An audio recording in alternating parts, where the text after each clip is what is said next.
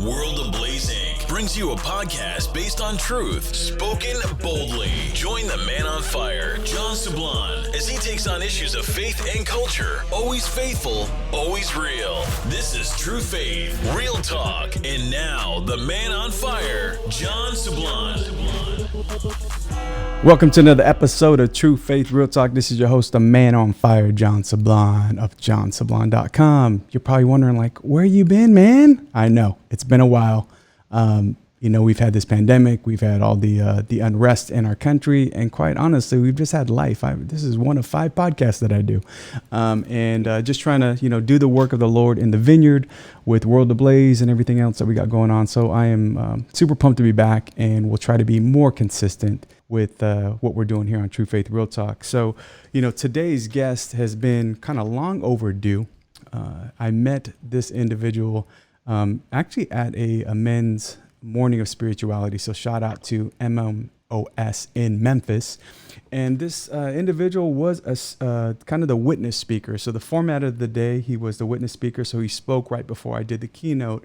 And I'm going to be honest with y'all, it blew my mind. Just the story, his conversion, everything he had to share came straight from the heart, from real life experience. And he was like the perfect candidate for True Faith Real Talk, because now, given where he is in life, he is all about his faith, but he's just a real humble guy. I consider him a brother. Was fortunate enough to have him and his beautiful wife out to California, all the way from Memphis, to participate really in our last live conference as World Ablaze this last year in February. So I am grateful and honored to invite to the show of True Faith Real Talk my brother, John Edwards. What's up, brother? Hey, man, it's good to see you. Thanks for having me on. And I just want you to know I came prepared in case you get too on fire. I got my extinguisher here. I'm going to keep you in check over there. I don't want you to set anything on fire. I appreciate it, especially as I now that I look at me on the screen, right, I'm like, there is a contrast between the wood background that I have and this Hawaiian print island shirt. So I'm living. I don't know, man. You could be a shed in Hawaii for all I know. I mean, you look the part right now. That's true. It is a little brown shack in Hawaii. So, so brother, I appreciate you joining me today. And, the title of this episode is really From Addict to Evangelist. And, when I ran into you in Memphis and heard your story, like we talked about when we started to kind of grow in our brotherhood and our friendship, it was like, man, you have a story to tell and to share. And so that's kind of the way we roll here on True Faith Real Talk, is really we kind of talk about people's either conversion or reversion story. And then just kind of what the work, where you are today, right? Where you are as it relates to what God is doing in your life. So your story, I'm pumping it up, hyping it up for the listeners and viewers out there. It's just one that speaks to the amazing power and love of God and what he can do when you finally give your life to him. So why don't you give us a little bit of your background, brother, and we'll introduce people to who John Edwards is and that journey you've been on.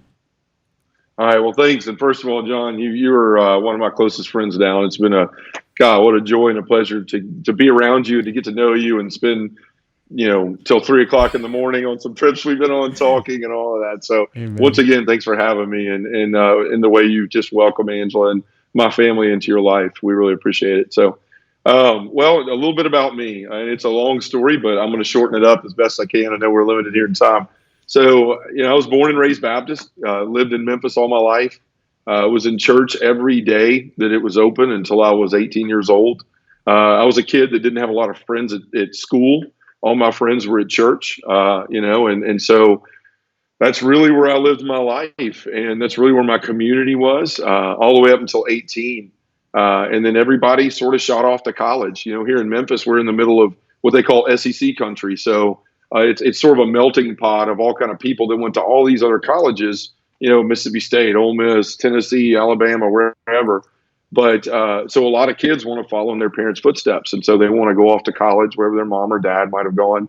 And so really quickly, my life went from having this just tremendous, community, going to mission trips and out of the country to serve others, and just really evangelizing at a young age, to all of a sudden my entire safety net's gone. All the people I know are gone, and I'm sitting here going, what am I going to do with my life? So I'd started working at an auto parts place when I was 16 that my father had worked at, and just said, well, I'll continue doing that. I'm going to enroll in the University of Memphis.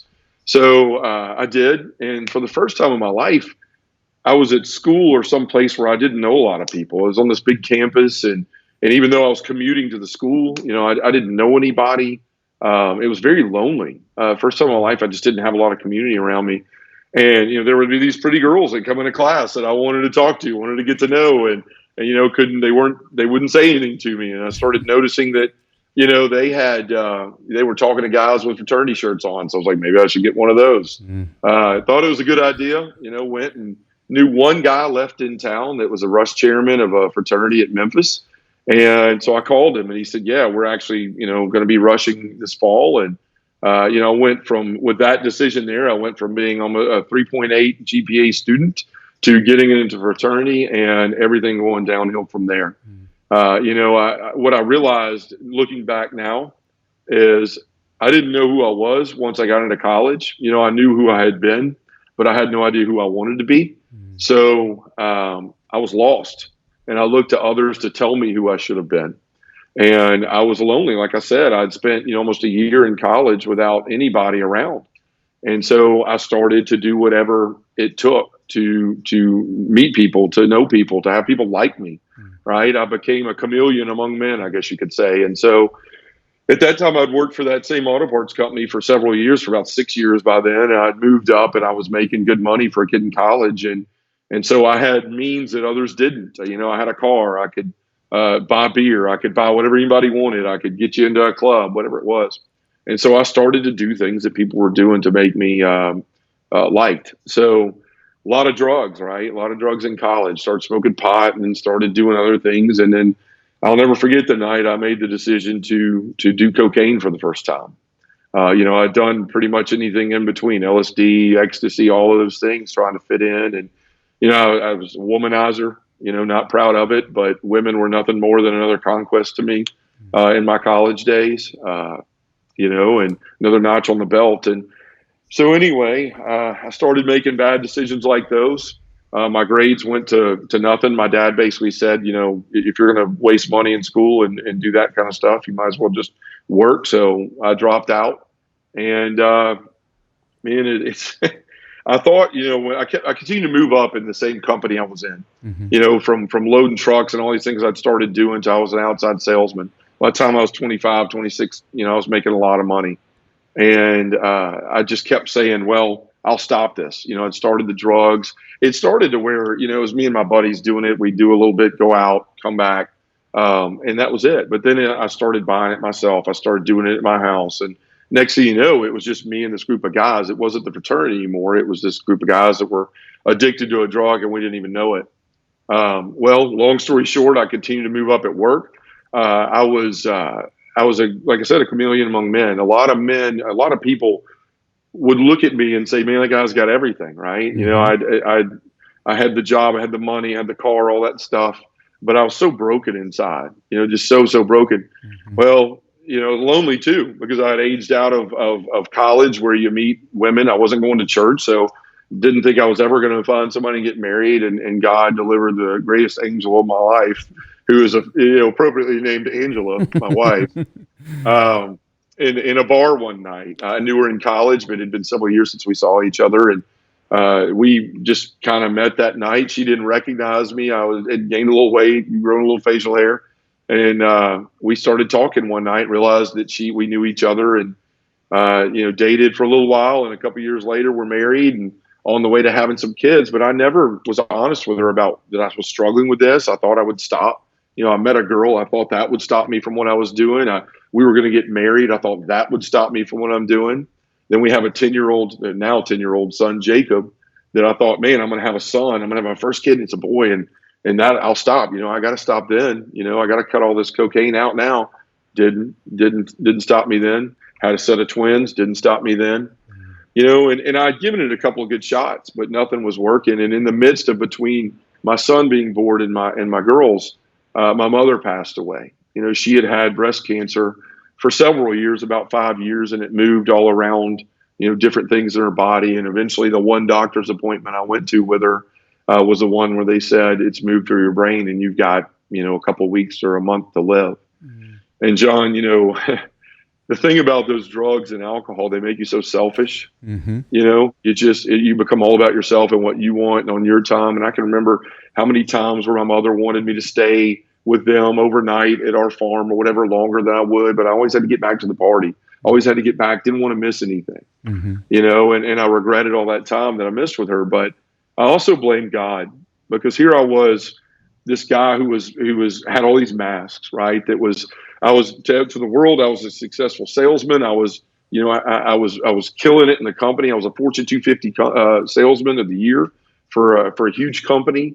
I had this beautiful family, this big house, but my life was in shambles. I mean, I was a walking dead. I really was. Like, no one knew I was staying up every night drinking 15 to 18 beers and doing a 40 bag of Coke in a day or two, just every night, smoking a pack and a half of cigarettes.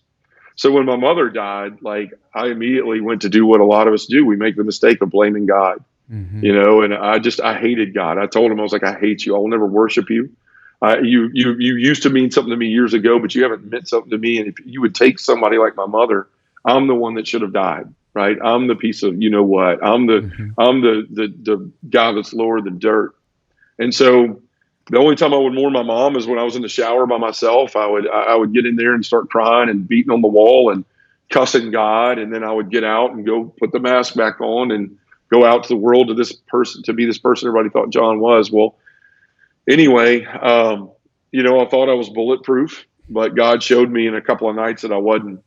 My wife had sort of given up, even trying to have a relationship with me. She was basically living with me and putting up with me. I was a good father when I wanted to be. I was a good husband when I wanted to be. It wasn't very often. But, she would go to bed at like 9 o'clock at night and not even ask, hey, do you want to watch TV? Do you want to do anything with me? Because she just knew I was going to sit up there and do my thing.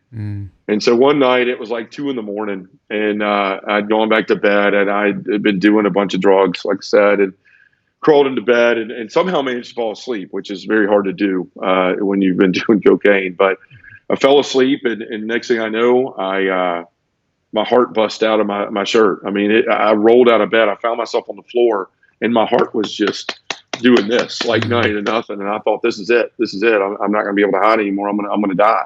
I'm going to die. And I crawled into what I call a master bathroom, but it was no bigger than a closet at that time in the house we lived in. But I sat up on the commode, pulled myself up, and I just couldn't breathe. I was hyperventilating, and I just kept going, God, please don't let me die. Please don't let me die. Please don't let me die. And I kept having these thoughts of, I need to have Angela call an ambulance. And then, I said, you know what? I'd rather die right here on the floor than her to find out what I've been doing. I'd rather take the easy way out. And somehow I remember this sounds silly, but like some cartoon I watched when I was a kid with those more you knows about how to slow your breath when you're hyperventilating. So I grabbed a towel and put my face in it and somehow slowed my breath. And I said, okay, God, thank you. I promise you I won't do this again. So I went to bed. I fell asleep, woke up the next day and said, I'm done with it, threw the stuff out. By 4:30 the next afternoon, I was already back buying more and at home doing it again. So that next night, God, kind of looked at me and said, I'll show you, and I got back in bed. Same thing again, 2 a.m, bam, bam, bam, bam, bam. My heart just even worse than the night before. Crawl back on the commode and think, same thing again. God, I'll stop. God, I'll stop. I promise I'll worship you again. I promise I'll love you. Didn't mean a word of it. And I sat there and I thought, you know what? I'm going to die if I don't stop, whether he helps me or not. I've got to do something about it. And you mentioned Men's Morning of Spirituality earlier. My father-in-law was a very devout Catholic. Angela was a Catholic. I forgot to mention that, but when we got married, I went from being a Baptist to being a Catholic, but only in name. When I tell my story, I say, I've been a Catholic for 12 years, but really for only 2 or 3 now. So, in the way that I live my faith. So anyway, her father-in-law had been reaching out to me for years to go to this men's morning event here in Memphis, this huge 1,000-person male gathering. And I said, you know what, I'll go. This is back in 2017. So I went and I thought, you know what, I know I can go there and there'll at least be confession. At least I can get this off my chest, see if the Lord will forgive me, see if I can move forward in my life. I don't remember who was speaking there, anything like that. I went for that one reason to go to confession. And I did the thing we all do, right? You walk down the hallway and you're like, I know that guy. Nope, not going in there. I'm not going in there. I'm not going in there. So I found this guy from a town outside of Memphis. And I was like, I don't know him. I'll go in there.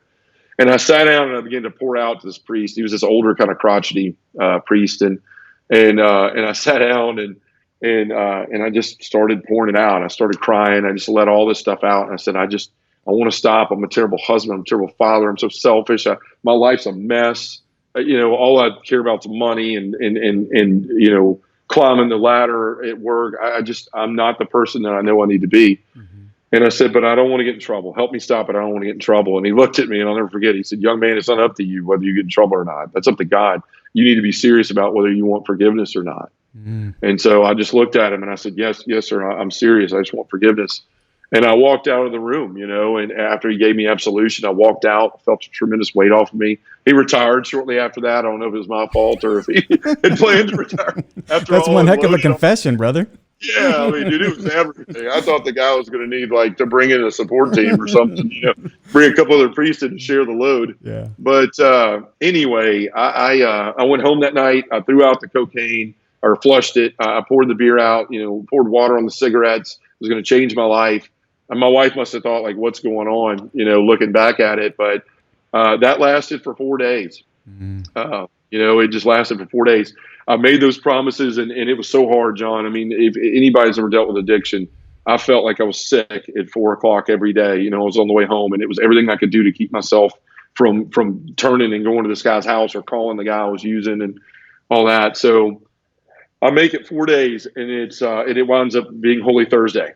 And I go down to work in a town outside of Memphis, and I sell this massive amount of equipment. I mean, I'm going to make more money than I've made in some years off this one sale. And so this natural excitement hits and the endorphins start to fire. And I'm like, I'm going to celebrate. Just this one time, I'm going to celebrate. So I start, heading towards home, supposed to pick up my son at my father-in-law's. And I call this dealer until he answers the phone. And I pull off, I go to his house, run in, get my usual $40. And I look down at my gas gauge and I'm almost on zero. And I was not in a nice part of town, as you can imagine. So I gun it, trying to get to a gas station, pull up. Next thing I know, I hear whoop, whoop. And I look in the rearview mirror, and it's the DEA in Memphis that's pulled me over. They jerked me out of the car, throw me up against it, give me, shake me down, start yelling at me, where are the drugs? We know you were in there. We know you bought drugs. I've never been in trouble in my life, John. And I tell them where the drugs are. They're in my sock. They pull them out, throw me in the back of the patrol car or Tahoe, shoot off downtown. I'm slamming up against the back of the thing with my hands cuffed, and I'm thinking my life's over. I'm going to lose everything. I'm going to lose my wife, my kids, my job. They take me down to organized crime. They shake me down. They tell me if I help them, they'll let me go, all that nonsense. And I wound up in the back of a patrol car going to 201 Poplar, which is the jail downtown where they take everybody when you're arrested. And there were these 2 police officers that had me in the car.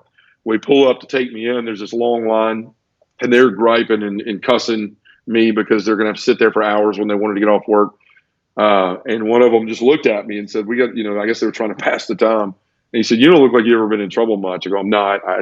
All I want to do is call my wife. It's been 3 or 4 hours after I'm supposed to pick up my son at this point. And the guy says, I'll get my phone.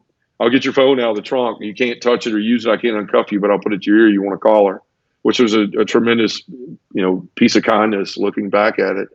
But I said, I want to talk to her, but I'm scared. I don't know what I'm going to say. And again, voice of God through someone else. He turns around and he goes, is this about you or is this about her? And it made me realize how long it had been about me, how much it had been about me.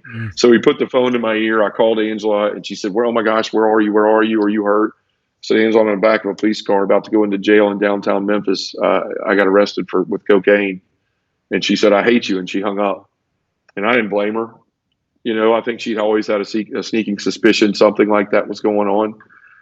But at least I had the peace of mind of knowing she knew where I was, even if she wasn't going to come get me, if she hated me. I was going to deal with whatever came next. So he took me in. I go in this place. It's a hellhole, as you can imagine, a jail in Memphis, Tennessee, one of the most dangerous cities, by statistics in the country. And I'm seeing guys getting beaten up and stabbed and just crazy stuff. I still think I'm going to get out of it because I'm a sales guy and I get out of everything, right? Mm-hmm.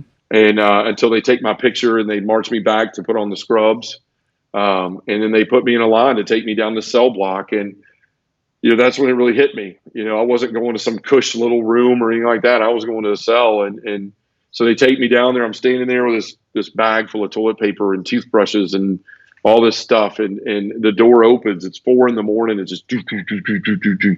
And I look, and there's these bunk beds with nasty stains of God knows what's on there. And I walk in, and they tell me to turn around, and I watch that door. And John, like looking at it right now, I can see it in my head. It's like slow motion, just and just slam shut. And I thought, that's it, my life's over. But I hadn't eaten, I hadn't slept in 24 hours. So I just said, I'm going to throw a blanket down on the bed, throw another one on top of me, and pass out. Hopefully, by the grace of God, I did. The next morning, I wake up. And I'm still under the blanket, and it's dark. I'm like, oh God, thank God this was a dream. I promise you, God, I'll stop today. I'll never do cocaine. I'll stop today. And I sit up, and my head hits the bottom of a steel bunk bed. And I just remember going, no. And I throw my legs over the side, and there's a cinder block wall, this far from me. Mm-hmm. And I look around, I realize where I am. I see the stainless steel toilet, all that stuff. And I'm going, no. I'm going to lose everything. And John, I just started to have that panic feeling like I did in the bathroom that night. And I started rubbing my arms and rubbing my shoulders and saying, God, no, please, no. I'm going to lose my wife, my kids, my house, my everything. I'm going to lose everything. No. And then all of a sudden, John, like the strangest thing happened. Like I get chill bumps even now, years after telling this again and again and again. Mm-hmm. I just heard the realest words that I ever said come out of my mouth. I stopped in mid movement and just said, well, now at least I don't have to lie anymore. Mm. At least everyone will know who I am. And I can't explain it. It just felt like the weight of the world fell off of me. And all of a sudden, this clarity came to mind. And I just was like, I can't control whether Angela's going to leave. I can't control whether she's going to take the kids. I can't control if I'm going to have a job when I get out of here. All I can control is this moment and focusing on what I'm going to be when I get out of here. Mm-hmm. And so I did. I started praying to God and saying, look, I know I've been terrible to you, and I know I've cussed you, and I know I've abandoned you, but God, I have nowhere else to go. Mm-hmm. I'm here. Sorry, I'm getting teary. I'm here on my knees, and like, if you'll give me a shot at having my family, I promise you I'll be the man that you called me to be. I promise you I'll be the young man I once was in my life. And so shortly after that, the bailiff comes, the door opens, and I'm kind of looking out like, am I supposed to be able to walk out of here? Is this like a jailbreak or what? And she just says, you got a phone call, or you could take a shower, whatever you want to do. So I start speed dialing every guy in my fraternity I knew, right? Don't know how to use this phone. There's no headset to it. It was a mess. Call everyone I knew in my life, John, that was supposedly my brother for life and all those things, the fraternity mottos. No one answered the phone. It's the loneliest I've ever felt my entire life. Mm-hmm. I finally get a hold of my dad, or I call my dad. I get to my sister. She says, we know where you are. Angela's down there bailing you out right now, which was a relief. She said, so, hopefully you'll be out by, 9:00 tonight. Well, this is Good Friday, right? Went in and chill on Holy Thursday, come out on Good Friday. Mm-hmm. Angela shows up with her mother, and we're sitting there, the scene you see in Law and Order or whatever. You're on one side of the glass and the phones, and I walk in there and just immediately start breaking down, and she's crying. Her mother-in-law's crying, and she just looked at me and said, John, I'm not going to divorce you. She said, if that's what you're worried about. She said, it has nothing to do with you. It has to do with the vows I made to God. And she puts the phone down and walks off. She goes, and her mother gets on the phone and says, John, you can't come home. Your dad's going to come get you. You're going to have to go to the farm. Angela and the kids will be at our house. You can go home and get clothes or whatever you need, but you got to go do that. So at that point, I was just happy to get out of jail, and I figured I could worry about the rest later.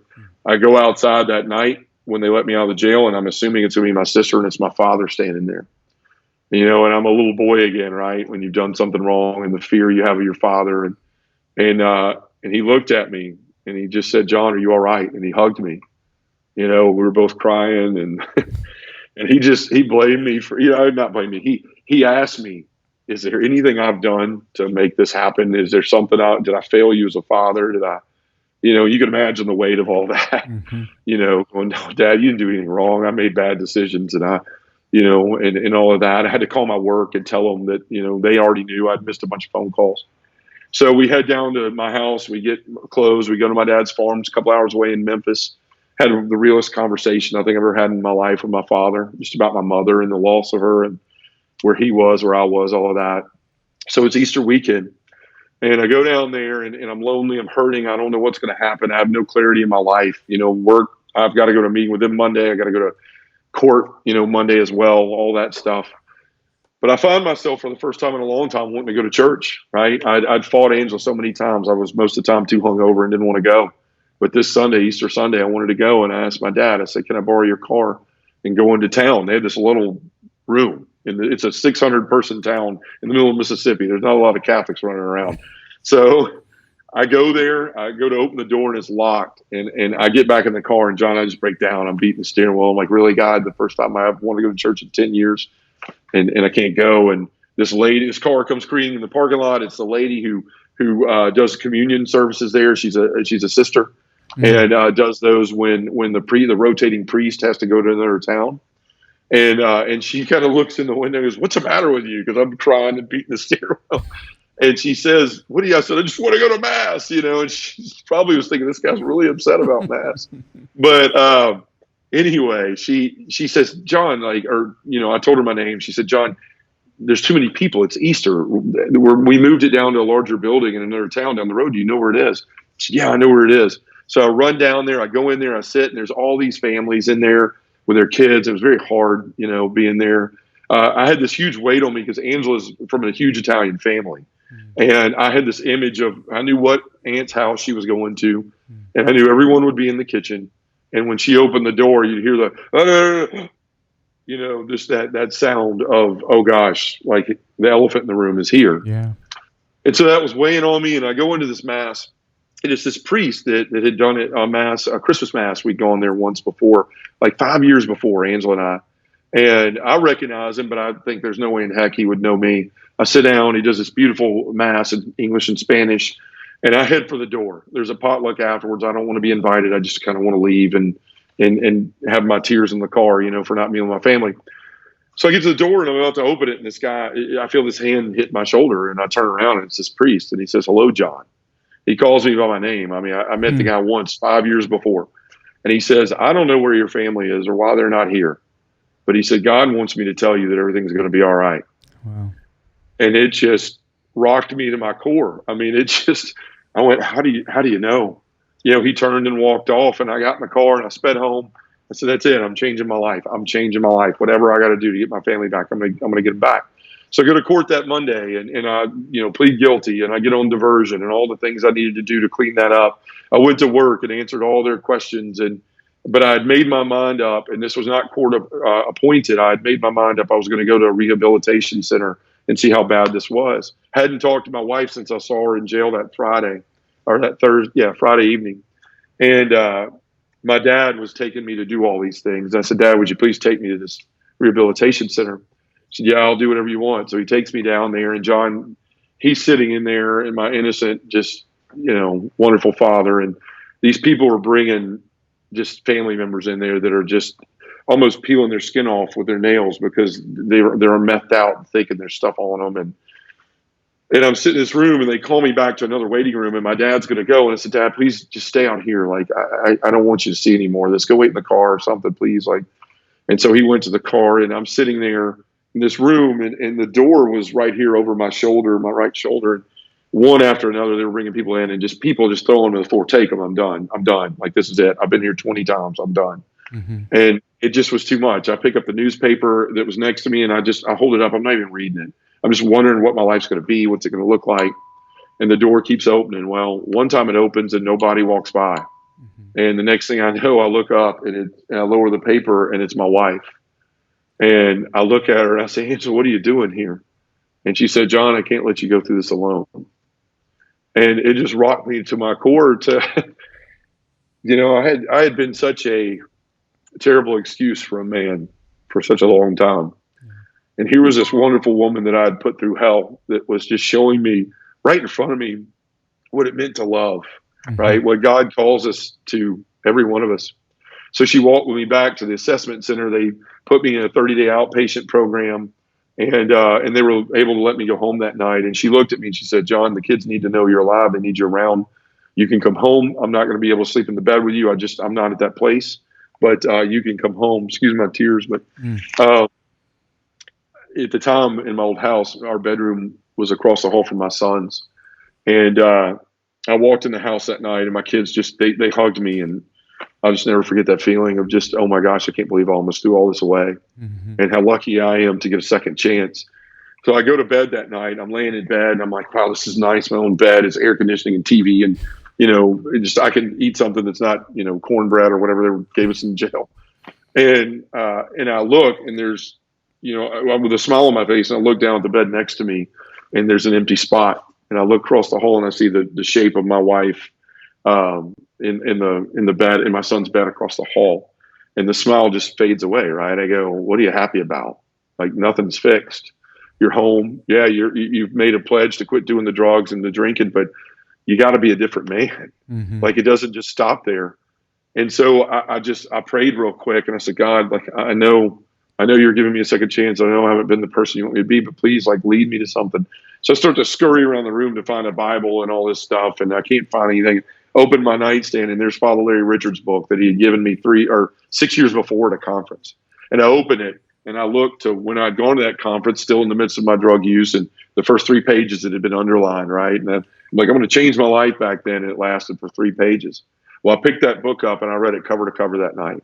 I mean, I was up till like 6 a.m. reading it when my wife got up, and I said, I'm going to be different. So, John, I started getting more involved in the parish. I started coaching my kids' teams. I started going to the men's club. I didn't drink or anything for a long time. Wound up finding out that my problem was the cocaine. It wasn't an alcohol addiction. I mean, I'm fine to have a beer or whatever, but that how much I was drinking was being driven by the drugs.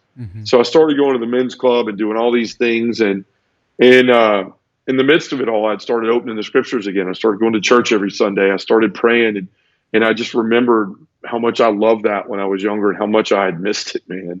How much I had missed it. And the Lord just started speaking to me. And I started to see the beauty of the Catholic Church. I had gone into the church one day. No one at my work I wasn't allowed to tell anybody what had happened in my life. So I had all these customers that heard rumors and were cussing me and, you cokehead and you this and that. I'll never buy another thing from you again. And just, wondering how I was going to provide for my family. Well, anyway, I was in the church parking lot one day. In my father's borrowed Suburban, because mine was still in the impound, my car. And the pastor of the church goes walking by in the parking lot. And I thought, I want to hide. And that's a place no one would ever look for me in the church, because I never went to daily mass or anything like that. So I went in there, felt like such a huge hypocrite. I sat down on the Joseph side, started praying. Mass started. Next thing you know, I'm in tears, man. Like, it's the first time ever. There's like 8 people that are retired and me in there.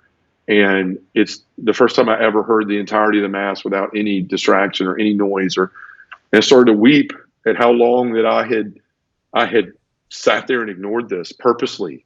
Right. And the pastor starts to preach, and it's just speaking right to me. And I wasn't going to go up for the Eucharist. And he looks over, and by this time I'm crying so loud, like it's disrupting mass. Like, it's just, I can't stop it. I'm just bawling. And he looks at me, when he calls us up for communion, and I just shook my head, and he looked at me and he said, come. And I went up there and I took the body and the blood of our Lord, and it transformed me, man. Like, I went back to the pew and I prayed so hard, John, as the hardest I've ever prayed in my life. Like, I didn't even know that mass was over. They had processed out. And again, a hand hits my shoulder, and it's this priest, and he looks at me and he says, John, what are you doing here? Which was a valid question. I didn't go to mass much. And I look up, and he sees me crying. He says, come with me. And he takes me to the confessional, and he lets me dump all of this, and he doesn't let me beat up on myself. And he says, here's the thing. You're going to start coming to daily mass every day, because you can, because you don't have to be, you're off your work for 30 days. You're not going to that rehab center till later in the morning. So you're going to be here for 8:15 mass. Second of all, you're going to start lecturing. I'm going to show you how to do that, and you start tomorrow. And thirdly, you're coming to confession once a week to me. And that priest saved my life. He did. He took me and he showed me that I could be better. That I could be a man, that not to stay stuck in the past, but to move into the future. Like I said, I started to read and study and all of those things. And about a year later, I go back to the same conference. Father Mike Schmitz was was speaking as the main speaker. There was a focus missionary named Lee Volmer that was the witness speaker, which, Father Mike was in the role you played that year when you were there, and Lee was in my role of the witness speaker. And I love Father Mike Schmitz, but Lee Volmer was the thing for me. I mean, he was a young man that had drug problems and alcohol problems, and the courage he showed, I was like, you can do that. You can get up there and share those things with other men. Because I had surrounded myself with all these men in the parish now, but no one had known what had happened because I was afraid of what would happen. So that night, actually, there was a fundraiser at the parish, basketball 3-point shootout thing. There was another guy there that had been there that day, and he was on fire, John. Like, this guy was running around the gym going like, man, I went to this thing today, and oh my gosh, like, whoa, screaming and hollering, and like, he's telling like out loud what he confessed, and some of the stuff did not need to be shared between women and children. I was like, hey, dude, calm down. Yeah. Like, you cannot say that in a crowded gym full of fans. PG. Yeah, like, come on, man, cut off the whole shower thing, all right? Let's not talk about that anymore. So anyway, he's like, man, I don't know why I'm like this. And I said, dude, it's the Holy Spirit. Like, the Holy Spirit's got a hold of you. And this is a lifelong Catholic, right? And he says, I don't know anything about the Holy Spirit. I know God and Jesus, but I don't know about the Holy Spirit. And so I he starts to ask me questions, and the old Baptist roots come out, right? Like, I start just talking about from the beginning and all that. And then the guilt, right? Like the devil likes to do to us, all the guilt of what had happened in my life came over me. I go, you know what, Jay, I'm not your guy. Like, you need to ask the priest or somebody else. And I turn to walk off. And he goes, no, man, you know that, like, share with me more. And I said, no, dude, I'm not your guy. Like, I have no business talking to you about this. And he didn't know why, and I wasn't going to tell him. So he begged me. He said, please, we'll go somewhere private. We'll go to dinner like one night this week. Can I take you to dinner? And I said, yeah. So the next day I sat down and I go, what have I got myself into? I have no business telling anybody about this. I open my Bible and I get a legal pad, and John, I got 6 pages of stuff by the time I'm done about the Holy Spirit. And Father Larry's book, I'm looking through it, and it just came back to me. And long story short, that Tuesday night I go meet with him, and I must look like a lawyer. I mean, I had Bibles and books and stuff everywhere, and he sits down and I just start sharing with him about from the beginning breath in Genesis, God breathing over the waters and the earth, to all the way to Pentecost and beyond. And explain it to him, and I feel that fire, man. You know what I'm talking about. Oh yeah. The hair on your arms stick up, goosebumps everywhere. And he looks at me and goes, man, this is incredible. You got to start a men's group. And again, the guilt, Jay, I can't do that. I'm not your guy. Why not? You know all this stuff. I can't do it. I'm not your guy. I had read 70 Catholic books that year, John. No kidding. Like, from the time all this had happened. And I just said, I can't do it. And he looks at me and he says, why? And I just felt the Lord convict me to tell him. And I shared everything I've just shared with you. And I start crying in the middle of a mellow mushroom pizza place, all this stuff. And kids are like, what's wrong with that man, Mommy? What's in his pizza? That's right. That's right. Look what alcohol does to you. No, but anyway, I'm just pouring it out. And I'm expecting fully, John, this man to get up and say, you know what? I'm done here. Like, check, please. Yeah. And he looks at me and he goes, that's incredible. He said, John, that's incredible. And I said, you're not going to run away. You're not going to leave. You're not going to move. You're not going to. He said, no, man. Like, we got to start a men's group. And I said, get out of here, man. That is definitely not. No way. And he goes, come on, man. I know guys. You know guys. We don't have anything like that in our parish. And I started to think about it. And I said, you know what? I go to this men's club fundraising thing, but the only time we ever talk about God is when we if the priest is there to pray over the food. If he's not, we don't even pray in a parish, So he convinces me. We call together a bunch of men. It's like 25, 30 guys. The night comes a week later, and it's the time of year where it's dark outside at like 5:30. I'm walking into what's the family room from the outside, and I walk up and I see all these men sitting in there waiting on us. We haven't told them why they're there, any of that. And I go to reach for the door, and all of a sudden, man, this voice in my ear goes, don't open that door. You open that door, you're going to lose everything, right? You're going to lose everything. Your kids won't be able to go to school here anymore. You get kicked out of the parish. When everybody finds out about you, you won't have any friends left in this world. What are you going to do? You're going to wreck everything. Turn and go home. So I physically let go of the door. Now, none of them could see me because it was dark outside. And I turned to walk off, and all of a sudden I hear something else go, John, you made a promise. Open the door.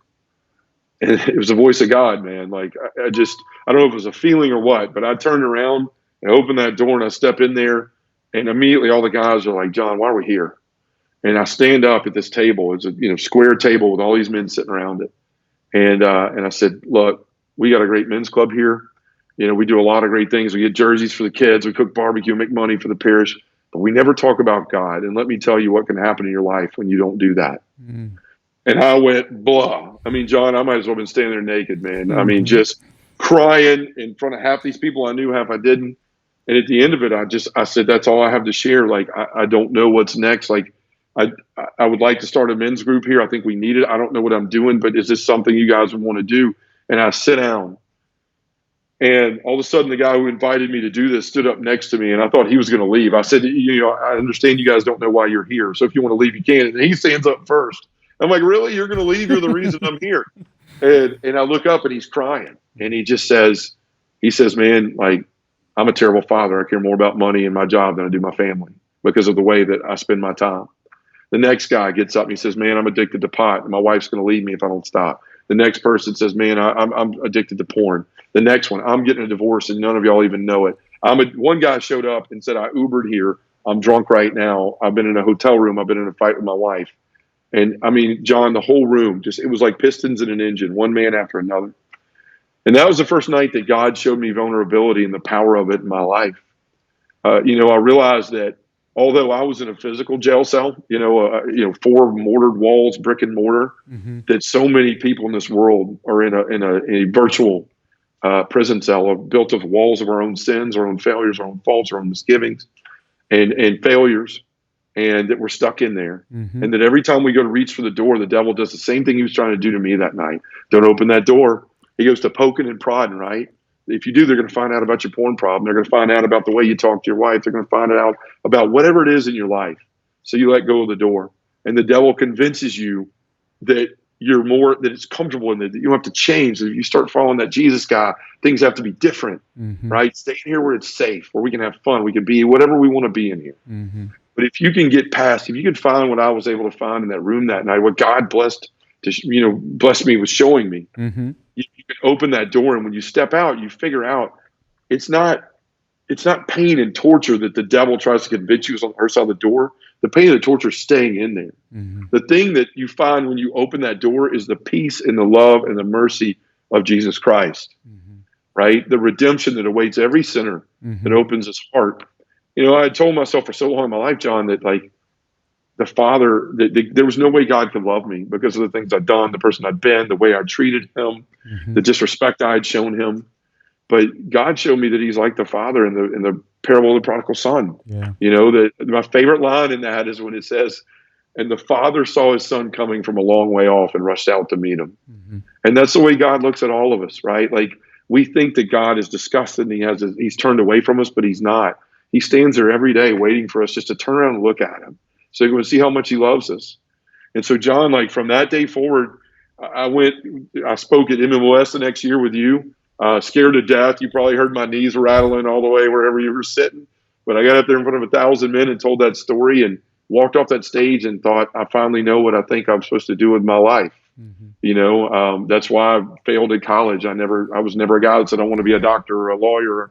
But God showed me that day what he had given me a gift to be able to do.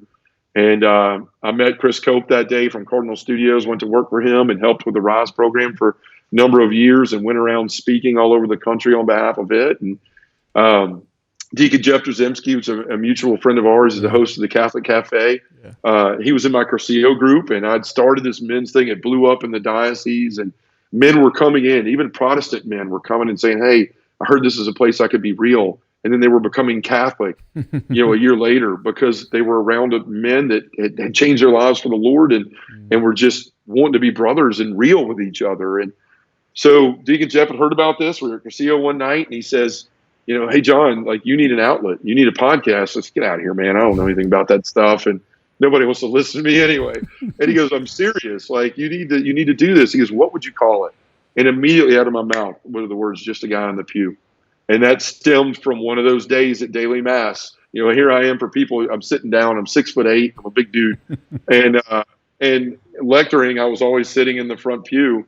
And inevitably, after a while, almost every day for like a month, an older retired person, God bless their soul, would walk up and and I could hear them. I'd be praying after Mass. I could hear the click clock of heels or shoes, and someone would tap me on the shoulder and they'd say, "Excuse me, young man, are you in the diaconate? Are you in the seminary?" I go, "No, I'm just got you."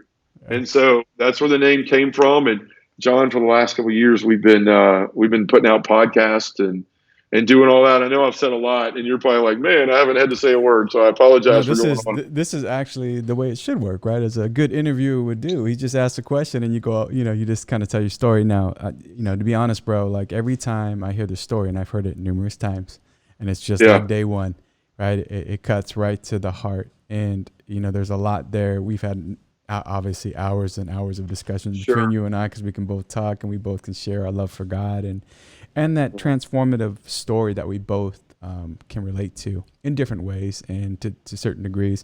But no, this is the whole reason why I wanted you on, bro. I mean, it's long overdue, because I think people need to hear more of this story, because a lot of people are in that prison, right? Yeah. Again, and the work of, Pew Ministries and Just a Guy in the Pew and all that you're doing, and praise be to God for Angela. And I every time I hear this story, man, I just, I love her even more as a sister, just because it's just like I say about Nicole, right? I knew that she was the one because she led me back to the one. And I think that's the same thing for Angela with you, is that because we have wives who are serious about God and about their faith, and more specifically their vows to God. I mean, her words are powerful. I mean, that's why I got emotional while you're telling it again, and I've heard it numerous times already. Is this has nothing to do with you, but everything to do with God and the vows that I made to Him. If people would take their faith that seriously, that realizing that marriage, as beautiful as it is still a cross, right? It's a pathway towards sanctification, as our wives know wholeheartedly, right? With us knuckleheads as their we're saint makers, you and I. yeah, we are. Yeah, we are. We are their purgatory on earth, no doubt. But I think this is the amazing thing about that's just the story. The podcast, my podcast series. This one is True Faith Real Talk, and it's about that, like.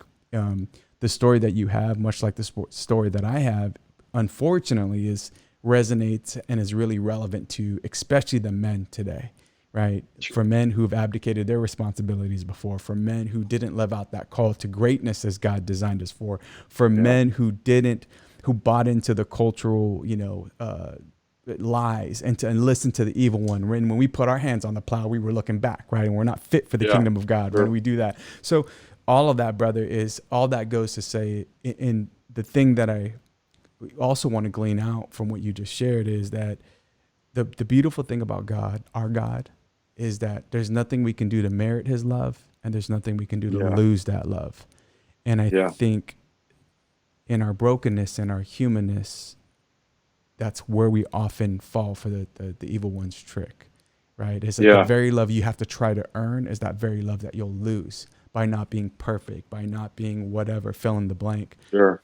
So, the story in and of itself speaks to exactly what I wanted it to speak to. Every time I hear it is exactly what God can do when we listen, right? And as I share often with my listeners in a lot of different talks, my wife, we used to have this conversation. She said, every knee will bend before the Lord. Some will do it on their own. Others will need their legs shattered. Yeah.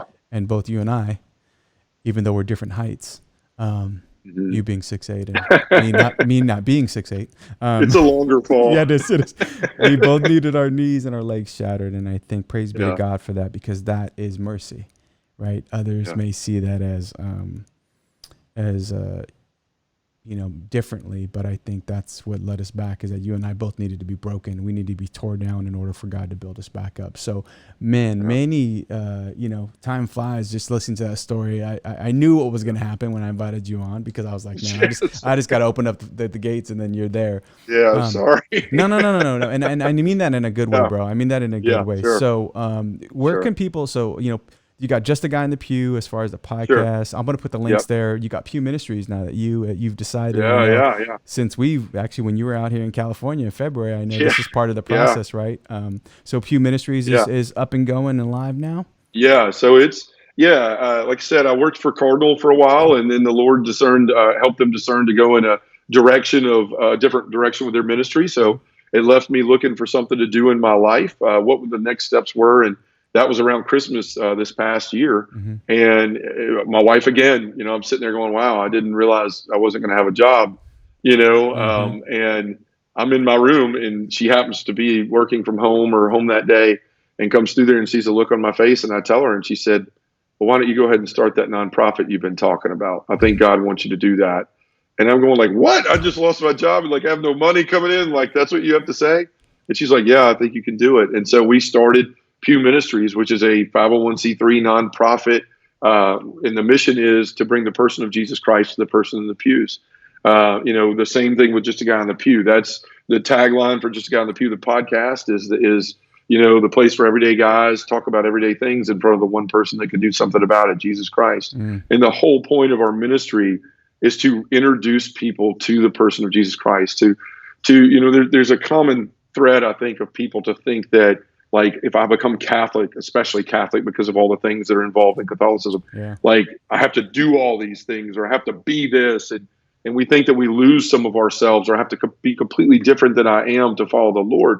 I know the Lord knows who you are. Like he made you and he wants every bit of who you are. And so we fight this notion of I'm not good enough or I have to change the person I am. And we talk about things in a relatable way.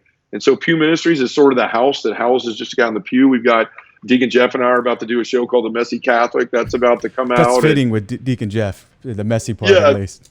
That's right. Shout out to you, Deacon. I love you, man. He's so unclean. He's so unclean. He's not a cleanly person. No, I'm just kidding. But so we got all that. And honestly, this comes a good time because we made the decision as well to reach out to a Catholic marketing firm. So next week, which today's is July the 30th, we are going to release a brand new website. We are now on Patreon. So you're going to be able, anybody who would like to listen and has been touched or heard anything that we do that helps them, hopefully, if you'd like to support, you'll be able to do that and get some cool stuff with Just a Guy on the Pew on it and all that. And just know that any support that anybody might want to give to the mission will be used to expand the gospel of Jesus Christ in this world. Amen. Well, brother, I am blessed to know you and your family and your beautiful wife. And very grateful to be doing this work in the vineyard of our most blessed Lord. And I'm grateful that you too had your legs shattered. Even though we wish we would have had that back, God brings the greater good out of all things, right, for those who love him. So I'm grateful, and I'm grateful that World Ablaze is a partner with Pew Ministries, and grateful for your friendship and your brotherhood, and grateful for your fight. So keep up the good work out there. The world needs to hear your story, and I'm glad that you were able to tell it here. And keep fighting, man, every single day for that wife and that family of yours, and for the souls that we've been entrusted with. So I know this isn't the last time we'll be talking. Grateful that grateful for you joining me. Better not be. Yeah, exactly. No. Yeah, but grateful for you joining me on True Faith Real Talk, brother. And again, my regards to Angela and the kids, and may God bless you and keep you always in all the work you're doing for him. True Faith, Real Talk. Don't forget to like and subscribe to the show. Continue the conversation online. Visit johnsablan.com. Until next time, get holy or die trying. Godspeed.